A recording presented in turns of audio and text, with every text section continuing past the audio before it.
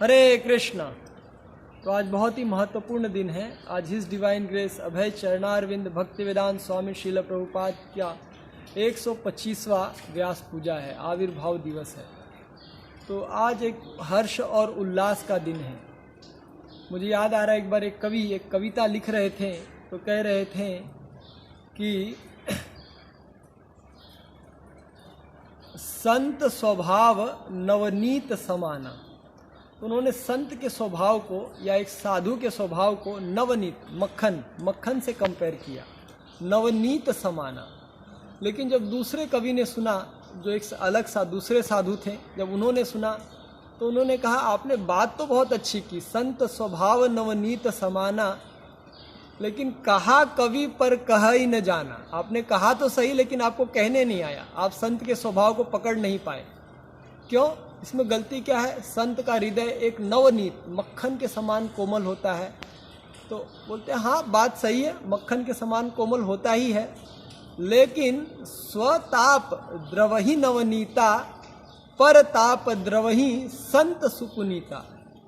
अब जब मक्खन को जलाया जाता है या उसको ताप लगता है तो मक्खन पिघल जाता है, लेकिन संत का स्वभाव ऐसा होता है, साधु का स्वभाव ऐसा होता है कि जब दूसरे को ताप होता है यानी दूसरे को दुख होता है तब उसका हृदय पिघल जाता है।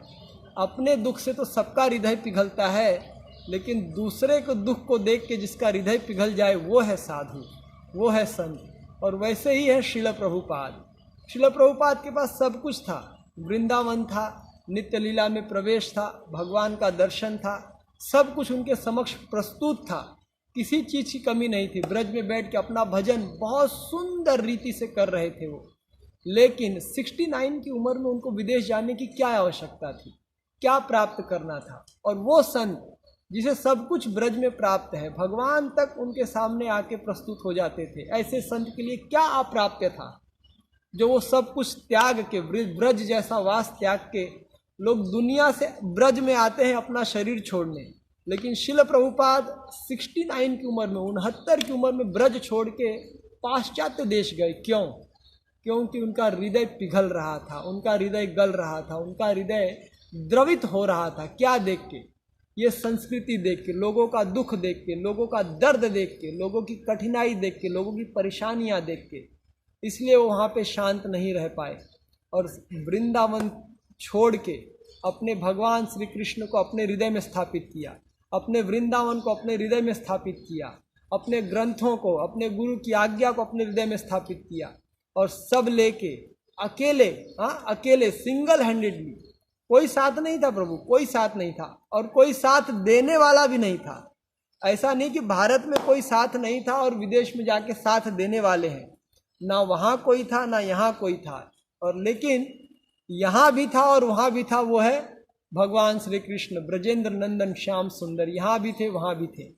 उन्हीं को अपने हृदय में लेके श्रील प्रभुपाद उस देश में गए, उस धरती पे गए जहाँ पे आज तक कोई संत नहीं गया था, जहाँ पे आज तक कोई साधु नहीं गया था, जहाँ पे आज तक भगवान भी नहीं गए थे।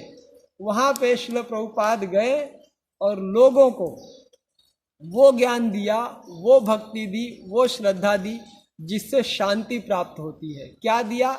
निष्काम भक्ति। भुक्ति मुक्ति सिद्धि कामी सकले अशांत, पूरा जग अशांत है, लेकिन कृष्ण भक्त निष्काम अतएव शांत। तो वो शांति जिसकी आज सभी को तलाश है, जो आज सब चाहते हैं, सब पाना चाहते हैं, जहां देखो शांति चाहिए, शांति चाहिए, शांति चाहिए, वो शांति देने के लिए श्रील प्रभुपाद भारत देश छोड़ के, भारत देश में भी सबसे श्रेष्ठ धाम वृंदावन को अपने हृदय में ले जाके पाश्चात्य देशों में स्थापित किया उस शांति को।